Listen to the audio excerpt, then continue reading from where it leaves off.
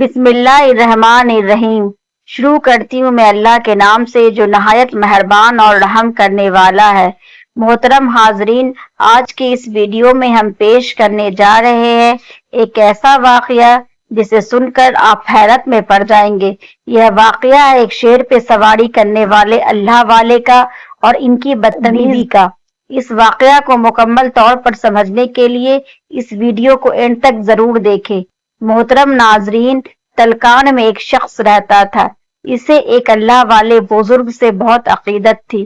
اس بزرگ کا نام حضرت ابو الحسن حرکاری رحمت اللہ علیہ تھا۔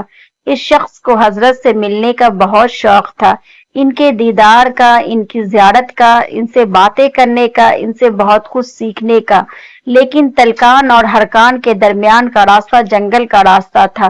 اس راستے میں بے شمار جانوروں کا ڈر، ڈاکوؤں کا ڈر اسے ہمیشہ اس سفر سے روک دیتا تھا، کیونکہ وہ سفر بہت ہی خطرناک اور بھیانک ہوتا تھا، جس کی وجہ سے اس سے سفر نہیں ہو پا رہا تھا۔ لیکن ایک دن ایسا شوق دیدار اور شوق زیارت ہوا کہ اس نے سامان سفر باندھ ہی لیا اور ہرکان کی طرف سفر پر نکل گیا۔ کئی دن اور کئی مہینے پہاڑوں اور جنگلوں کے راستے سے ہوتا ہوا، ڈاکوؤں سے بچتا ہوا، ایک لمبا اور مشکل سفر طے کر کے آخر وہ آدمی ہلکان پہنچا۔ ہلکان پہنچ کر اس کے دل کو اطمینان ہوا کہ آخر وہ حضرت کی گاؤں پہنچ ہی گیا۔ لوگوں سے اس نے معلومات لی۔ حضرت بہت ہی مشہور تھے۔ کسی نے اس کو حضرت کے گھر کا راستہ بتا دیا۔ وہ شخص حضرت کے گھر پہنچ گیا اور بڑی عقیدت اور محبت کے ساتھ دروازہ کھٹکھٹایا تو اندر سے حضرت کی بیوی کی گرجدار نیز آواز باہر آئی، کون ہے؟ وہ شخص تھوڑا سا سہم گیا اور وہ سوچ کر آیا تھا کہ حضرت کا گھر، یہاں میں دروازہ کھٹکھٹاؤں گا تو اندر سے بڑی پیاری سی آواز آئے گی اور مہمان نوازی ہوگی، اندر بلایا جاؤں گا، عزت سے بیٹھایا جاؤں گا۔ لیکن وہ تھوڑا سہم گیا۔ اس نے کہا کہ میں تلکان سے آیا ہوں اور میں حضرت کا عقیدت مند ہوں، ان سے بہت محبت کرتا ہوں، ان کا دیدار کرنا چاہتا ہوں، ان کی زیارت کرنا چاہتا ہوں اور ان سے بات کرنا چاہتا ہوں، ان سے سیکھنا چاہتا ہوں۔ تو اندر سے ان کی بیوی نے اسے زوردار آواز میں اور گرجدار آواز کے ساتھ بولا اور کڑوے لہجے میں اس شخص سے مخاطب ہو کر کہا، پاگل انسان، تجھے کیا ضرورت تھی کہ اتنا لمبا سفر طے کر کے اس آدمی سے ملنے آتے؟ اتنا لمبا اور مشکل سفر طے کر کے یہاں آیا ہے، یہ کہاں کا حضرت اور کہاں کا بزرگ ہے؟ تم نے شاید دھوپ میں بال سفید کیے ہیں، تمہاری عقل پر تو رونے کا دل کرتا ہے، تمہیں کوئی کام دھندا نہیں ہے اور یہ آدمی کب سے شیخ بن گیا؟ ارے جاؤ بھائی جاؤ، اپنا کام کرو، انہیں نے تو صرف دھوکے کا جال بچھا رکھا ہے، ابھی بھی وقت ہے، جہاں سے آئے ہو الٹے پیر لوٹ جاؤ، اس کے چکر میں نہ پڑو، اس کے چکر میں پڑو گے تو نہ دین کے رہو گے نہ دنیا کے۔ جب اس شخص نے حضرت کی بیوی کی باتیں سنی تو اس کی آنکھوں کے سامنے اندھیرا چھا گیا، پیروں تلے زمین نکل گئی۔ کہنے لگا کہ حضرت کو دیکھو اور حضرت کی بیوی کو دیکھو، ان کی باتوں کو تو دیکھو، یہ حضرت کی بیوی ہے اور اتنی بدزبان اور اتنی کڑوی اور اتنی بد اخلاق۔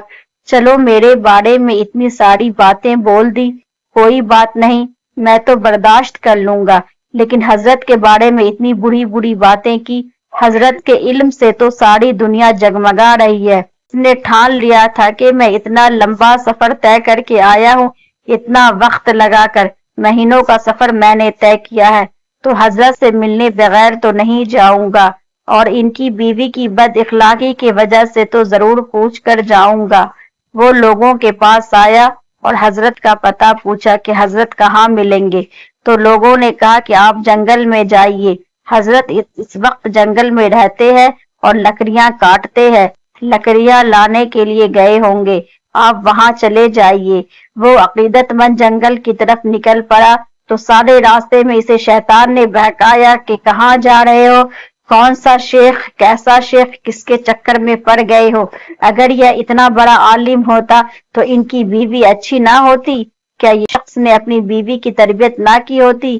وہ شیطان عجیب وسوسے اس شخص کے دل میں ڈال رہا تھا کہ وہ اپنے شیخ سے بدگمان ہو جائے، لیکن وہ شخص بڑا عقیدت مند تھا۔ وہ لا حول ولا پڑھتا ہوا آگے بڑھتا گیا، اس کے دماغ میں بہت ساری سوچیں آ رہی تھی. انہی سوچوں کا تانا بانا بنتا ہوا وہ چلا جا رہا تھا تو کیا دیکھتا ہے کہ ایک شخص شیر کی پیٹھ پر بیٹھا ہوا ہے اور لکڑی کے گٹوں کو ہاتھ میں لیا ہوا ہے اور دوسرے ہاتھ میں ایک کالا سانپ ہے. وہ شخص پہچان گیا ہو نہ ہو یہ وہی بزرگ ہے, یہ صرف میرے شیخ ہے. وہ محبت کرنے والا عقیدت مند جب قریب گیا تو حضرت سے مخاطب ہوا کہ حضرت جنگل میں تو آپ کا یہ مقام ہے کہ یہاں پر آپ نے جنگلی جانوروں کو اپنے قابو میں کر لیا ہے اور جانوروں کے بادشاہ شیر کو بھی اپنے قابو میں کر لیا ہے, زہریلے سانپ کو بھی اپنے قابو میں کر لیا ہے اور گھر میں آپ کی بیوی بے قابو ہے, آپ نے اس کو قابو میں کیوں نہیں کیا؟